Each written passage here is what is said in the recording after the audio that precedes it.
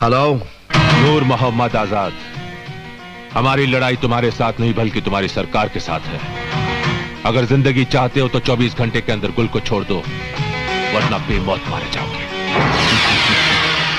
एक फौजी को धमकी दे रहे हो आजाद, वो भी इस पागल फौजी को। आजाद, मैं तुम्हारे साथ बहस करना नहीं चाहता। अगर तुमने गुल को नहीं छोड़ा तो अपने देश के नाम पर शहीद होने के लिए तैयार रहना। मैं तुमसे मिलकर कुछ बात करना चाहता हूं। बात करना चाहते हो या मेरा सीना अपनी गोलियों से छलनी करना चाहते हो? मैं तुम लोगों की चाल को अच्छी तरह से समझता हूं तूफान। मुझे तुमसे मिलने में कोई दिलचस्पी नहीं, समझे? तुम मुझे गलत समझ रहे हो आजाद। हिंसा के सहारे आज तक किसी भी समस्या का समाधान नहीं हुआ। मैं एक फौजी नहीं बल्कि एक नागरिक की हैसियत से तुमसे मिलना चाहता हूं और तुम्हें यकीन दिलाता हूं, मैं अकेले आऊंगा और निहत्ते आऊंगा। ठीक है, लेकिन एक बात याद रखना, अगर जरा भी होशियारी करने की कोशिश की तो इसका अंजाम इतना खतरनाक होगा कि तुम सोच भी नहीं सकते। मुलाकात की जगह और वक्त मैं तुम्हें बताऊंगा।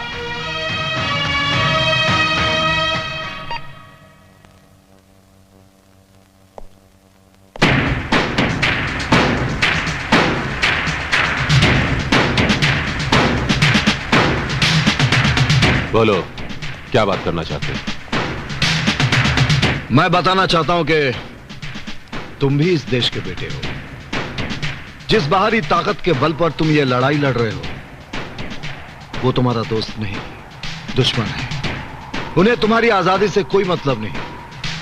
उनका मकसद सिर्फ हमारे देश में दहशतगर्दी को जिंदा रखना है। तुम्हारे लिए यही बेहतर होगा कि तुम अपने साथियों के साथ हथियार डालो।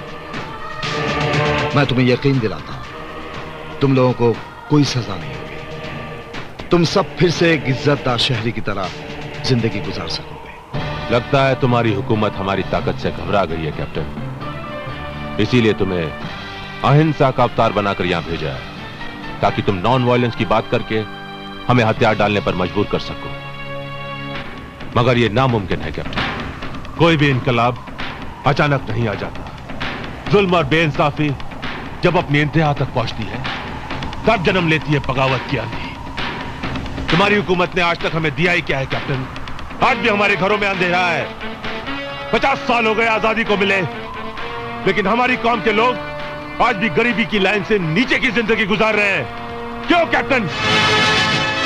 इसके लिए तुम सरकार को पूरी तरह से जिम्मेदार नहीं ठहरा सकते।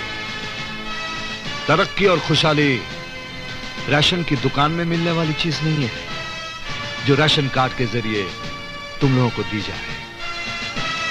डॉक्टर इकबाल ने सच्ची बात कही है, खुदा ने आज तक उस कौम की हालत नहीं बदली, ना हो जिसको ख्याल आप अपनी हालत के बदलने का।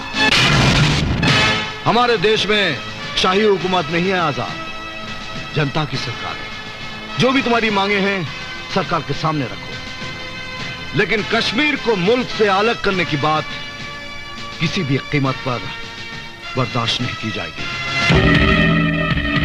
इस मसले का हल अब बातचीत से नहीं होगा कैप्टन, क्योंकि हम सर पे कफन बांधकर मैदान जंग में उतर चुके हैं।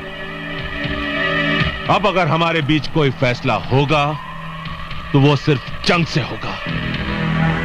हमें हर कीमत पर आजादी चाहिए कैप्टन, हर कीमत पर आजादी चाहिए। आजाद, इस वक्त मैं एक हिंदुस्तानी ऑफिसर नहीं, एक भाई की हैसियत से समझा रहा हूं। रोक दो ये सब। मैदान जंग में आकर हमारा मुकाबला तो वो पाकिस्तान भी नहीं कर सकता जिसके हाथों की कठपुतली हो तुम।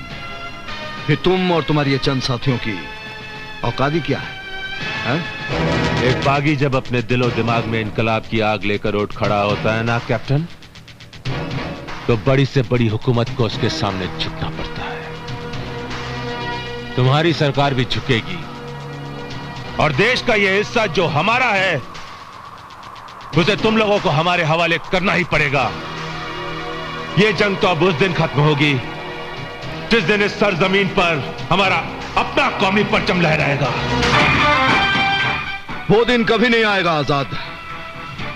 अगर तुमने कोई कौमी परचम बना लिया है तो उसे कफन समझकर संभाल कर रखना, और जाके उन्हें भी बता देना जो तुम्हारे पीछे हैं कि भारत की इस धरती पर तिरंगा के सिवाय अब कोई झंडा कभी नहीं लहराएगा। और एक बात कान खोलकर सुन लो, शहीदों के खून से बना यह तिरंगा भारत मां के सर का आंचल है। इस आंचल के साए में रहोगे तो जिंदगी रहेगी, वरना इस तरह मिटा दिए जाओगे कि तुम्हारी दास्तां तक भी ना होगी दास्तानों में।